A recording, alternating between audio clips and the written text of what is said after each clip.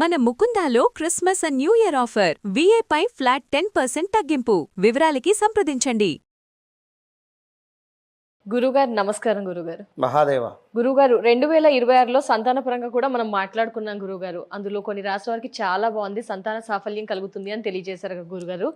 మరి సంతానం కలగాలి, వారి సంతానం బాగుండాలి అంటే ఇంకా ఏం చేయాలి? కలగని వారికి కూడా కొంతమంది ఉంటారు కదా గురుగారు, మరి వారు ఏం చేయాలి?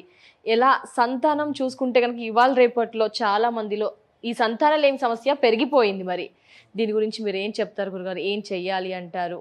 అదొకసారి మాట్లాడదాం గురుగారు. తప్పకుండా అమ్మ. 2026లో సంతానము కలిగేటువంటి రాశులు తెలుసుకోబోతున్నాం. మరి కలగని వారికి కూడా అద్భుతమైనటువంటి రెమెడీ చెప్పుదాం.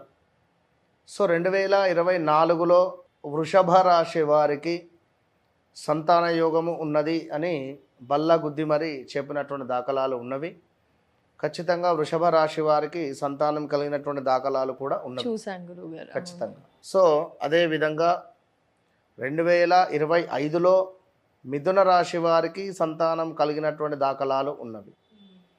అదేవిధంగా 2021, 22లో మీనరాశి వారికి సంతానం కలిగినటువంటి దాఖలాలు ఉన్నవి.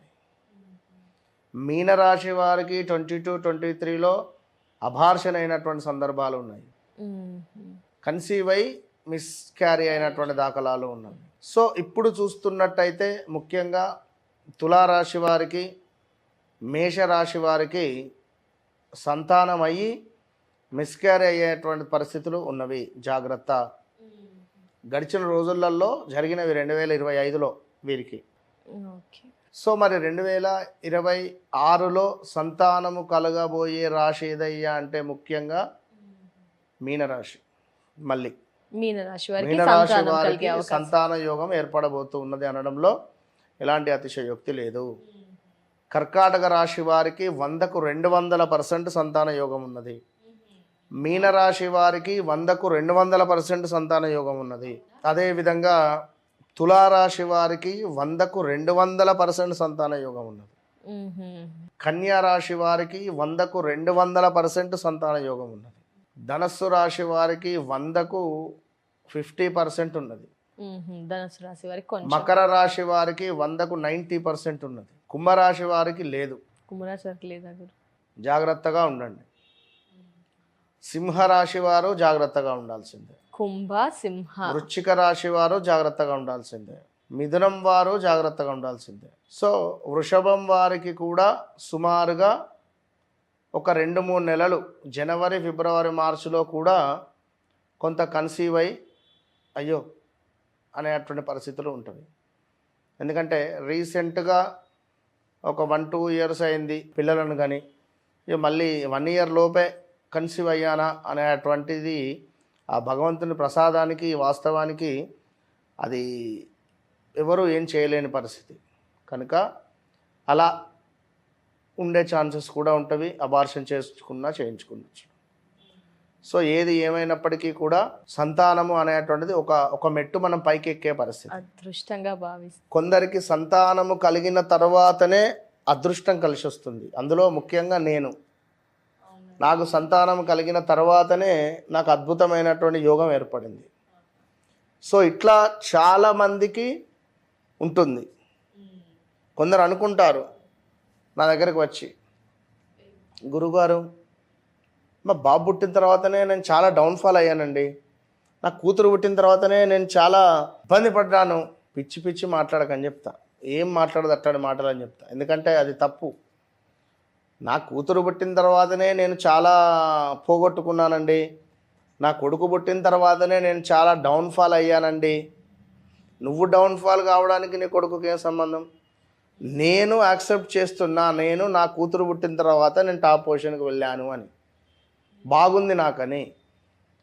మీరు నా కూతురు పుట్టిన తర్వాతనో లేదా నా కొడుకు పుట్టిన తర్వాతనో డౌన్ఫాల్ అయ్యారు అని చెప్పి మీరు యాక్సెప్ట్ చేస్తున్నారు. మరి ఇక్కడ ఏంది మనకు అంటే దీన్ని వ్యక్తపరిచేటువంటి జ్ఞానం మనకు ఉండాలి. ఇప్పుడు నా జాతక రీత్యా నాకు ఒక యోగం ఏర్పడింది. నా యోగం ఏర్పడేటువంటి సందర్భము, నాకు సంతానం కలిగేటువంటి సందర్భం, ఇవి రెండు ఒకటైంది. నాకు రెండు ఒకటయ్యి ప్లస్ అయింది నాకు. ఇప్పుడు నేను అనుకోకుండా పలానా ఒక చోటుకు వెళ్ళాను, నేను ఒక స్వీట్ బాక్స్ తీసుకున్నాను, చక్కగా అక్కడ స్వీట్ బాక్స్ తీసుకున్నాను, చక్కగా ఇంటికి వెళ్ళాను.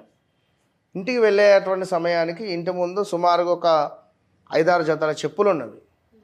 అనుకున్నా, మీకు తెలియకుండా తెలియదు, నాకు తెలియదు. నేను అనుకోకుండా లోపలికి వెళ్ళేసరికి లైక్ నేను ఎంతగానో అభిమానించేటువంటి వ్యక్తి కానీ, ప్రేమించేటువంటి వ్యక్తి కానీ, లేదా మా అమ్మగారో మా నాన్నగారో లేదా మా అత్తగారి తరపు వారో ఎవరో వచ్చారు. కోఇన్సిడెన్స్.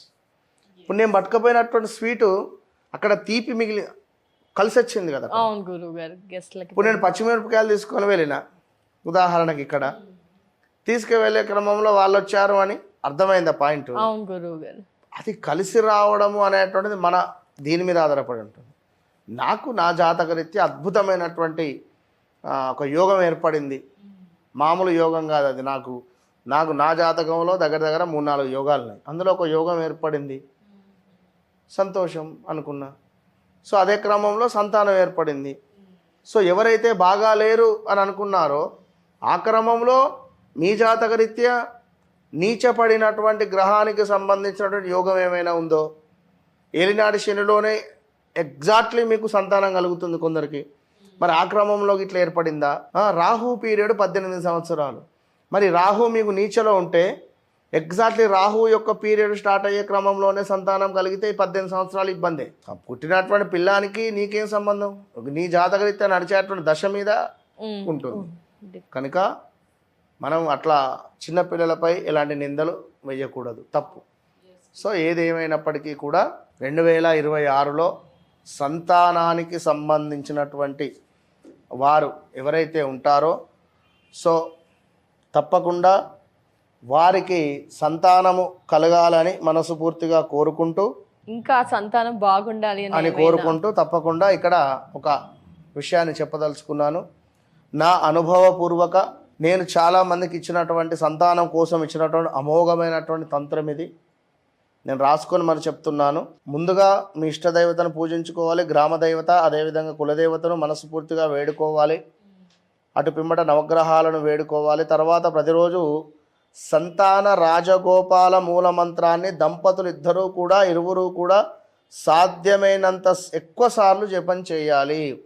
అధికస్య అధిక ఫలము. ప్రతిరోజు పాలు తేనె కలిపినటువంటి మిశ్రమాన్ని నివేదన చేసి తెలుపు రంగు పుష్పాలను సమర్పిస్తూ భక్తి శ్రద్ధలతో 40 రోజులు చేస్తే తప్పకుండా సంతానం కలుగుతుంది, తిరుగులేదు అని నేను చెప్తున్నాను. ఇది గమనించుకోండి. మరి స్త్రీలు ఋతుక్రమంలో ఉన్నప్పుడు పురుషులు మాత్రమే చేయాలి, పురుషులు మాత్రమే సేవించాలి. మాంసాహారం సేవించిన తర్వాత జపం చేయకూడదు మనం చెప్పేటువంటి ఈ జపాన్ని.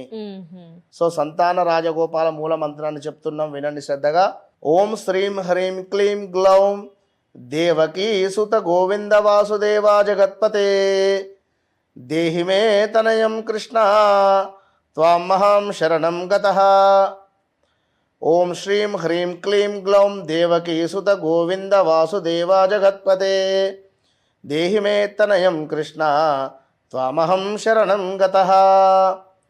సాధారణంగా తప్పకుండా ఈ మంత్రము బీజాలు ఉన్నాయి కనుక మీరు తప్పకుండా దగ్గరలో ఉండేటువంటి ఈశ్వరునికి నమస్కరించుకొని, ఈశ్వరుడే మీ గురువుగా అనుకొని ఈశ్వరుని వద్ద చక్కగా మీ తలను పెట్టి నమస్కరించుకొని ఈ మంత్రాన్ని అక్కడ జపించుకొని, ఈశ్వరుడే సాక్షాత్తుగా మీకు ఇచ్చాడు అనుకోండి, లేదా దగ్గరలో ఉండేటువంటి గురువు గారి వద్దకు వెళ్ళి, మీ దగ్గరలో ఉండేటువంటి గురువుల వద్దకు వెళ్ళి తప్పకుండా ఈ మంత్రాన్ని ఒకసారి వారి ద్వారా మీరు చెప్పించుకోండి. ఇంకా బాగుంటుంది, మధురంగా ఉంటుంది. తప్పకుండా గురు. మామూలు పాన్ తినడం వేరు, మీఠా పాన్ తినడం వేరు. మీఠా పాన్ తిన్నంత మధురంగా ఉంటుంది గురువుల ద్వారా చెప్పించుకోవడం ద్వారా. ధన్యవాదాలు గురువు గారు. సంతాన యోగం కలిగే రాశుల గురించి తెలియజేశారు, అలాగే వారి యోగం బాగుండాలని కూడా పరిహారం తెలియజేసినందుకు ధన్యవాదాలు గురువు గారు. నమస్కారం.